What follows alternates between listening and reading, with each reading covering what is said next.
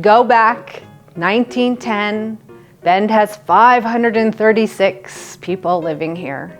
It's the year before the train arrives, which then we triple population really quick.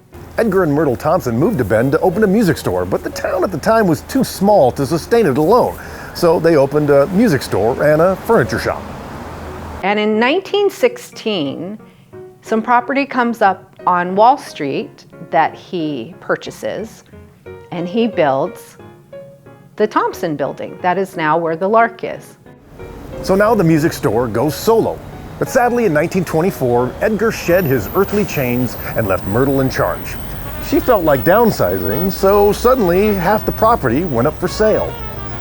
And they sell that to the Tower Theater Company. And in 3 months, a new magnificent theater is constructed. So you have Myrtle still living and running the music store, and now you have the Tower Theater that is built. Myrtle kept things going until her death in the 1940s, but that wouldn't be the last time we'd hear from the heavenly pair. And in 2007, there is a theater performance going on Father's Day weekend. It's called Mornings at 7, and the time period is the 1940s.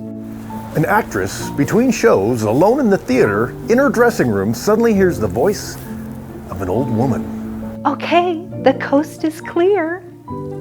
And she's like, hello? Hello, is there anybody there? And there's nobody there. Edgar and Myrtle had decided they wanted to see a show.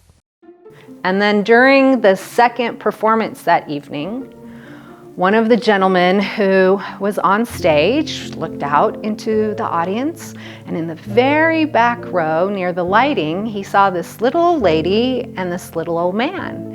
And he would proceed with his lines and kind of look away, and he looked back and they were gone. He approached the lighting guy and he goes, did you see a little old lady and a little old man back here? And the lighting guy's like, no. One day, that actor got a call from the Historical Museum with a vague request for him to come in and take a look at a photo. And when he obliged, that's the woman that I saw in the back of the theater. And we're like, really? Because the woman that he was pointing to was Myrtle Thompson. So a medium was brought in to see if she could pick up on any of the paranormal energy that may still be lingering from past inhabitants. or more precisely, inhabitants that have passed. And as she was leaving, she left and immediately ran back up the stairs, because there's these outdoor stairs that get up into the office space. And she said, Myrtle wants her own seat at the tower. And like a good neighbor, the Tower Theater is there.